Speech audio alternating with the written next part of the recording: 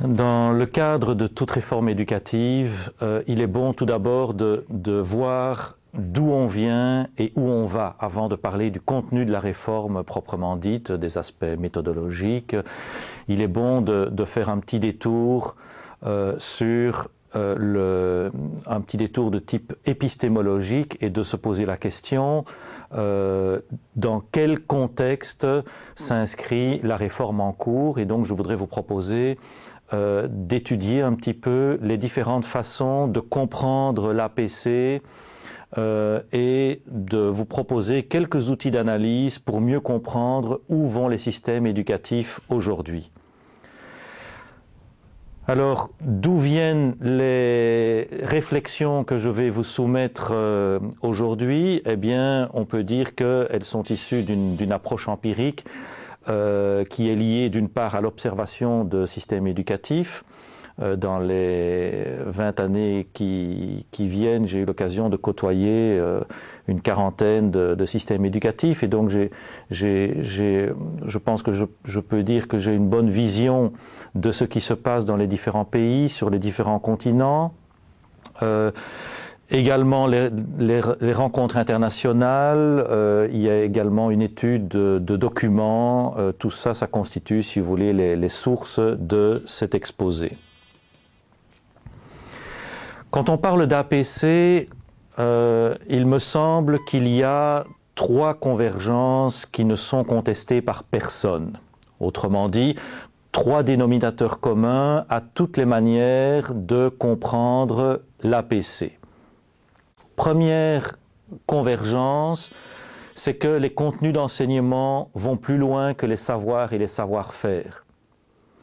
Il y a une vingtaine d'années, on pouvait dire que ce qu'on apprend à l'école, ce sont des savoirs et des savoir-faire. Aujourd'hui, il y a d'autres contenus que l'évolution de la société impose d'aborder à l'école.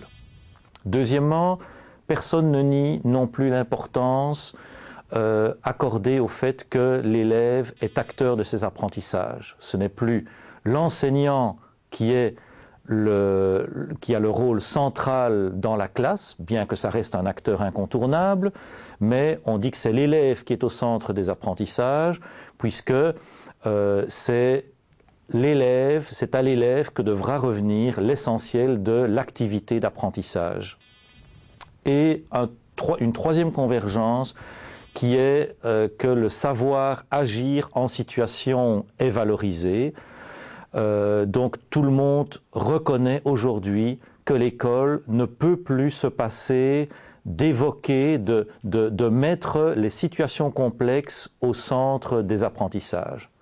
Maintenant, tout le monde n'est pas d'accord sur les priorités qu'il faut donner à certains types de situations.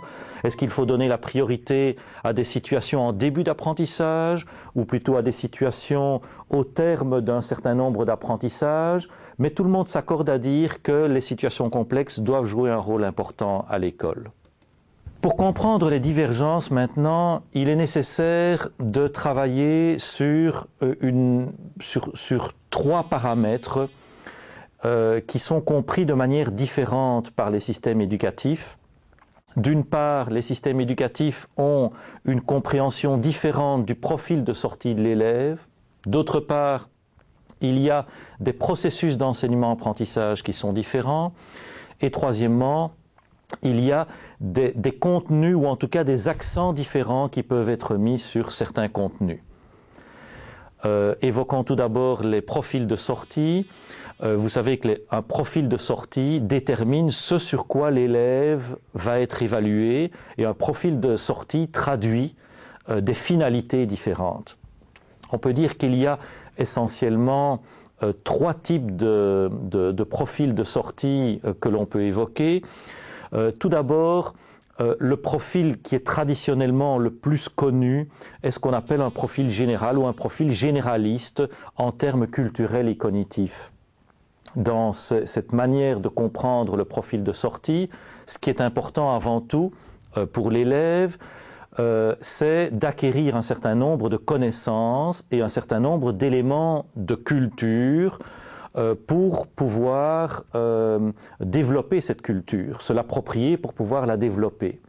c'est ce type de profil dont nos systèmes éducatifs hérités de la tradition latine sont imprégnés depuis longtemps et je pense resteront encore imprégnés pendant un certain nombre d'années.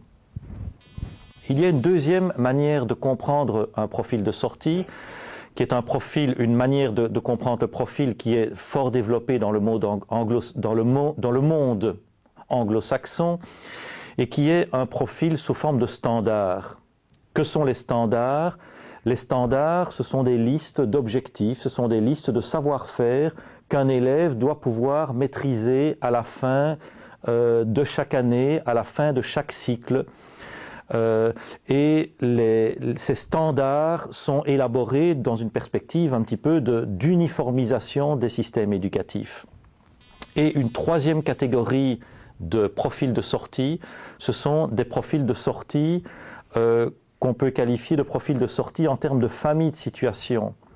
Et donc, dans cette manière de comprendre le profil de sortie, plutôt que de dire l'élève doit pouvoir maîtriser un certain nombre de connaissances et d'éléments de culture, ou plutôt que de dire l'élève doit pouvoir maîtriser un certain nombre de savoir-faire, les Anglais parlent de skills, eh bien ici, dans ce type de profil de sortie, on dit ce qui est important, c'est que l'élève doit pouvoir faire face à un certain nombre de situations complexes, qui sont des situations tantôt de la vie quotidienne, qui sont des situations complexes qui sont liées à la poursuite de la scolarité, à la poursuite des études, qui sont évidemment pour des formations professionnalisantes, également des situations de la vie professionnelle. Mais ce qui est important, c'est que l'élève puisse faire face à ces situations complexes.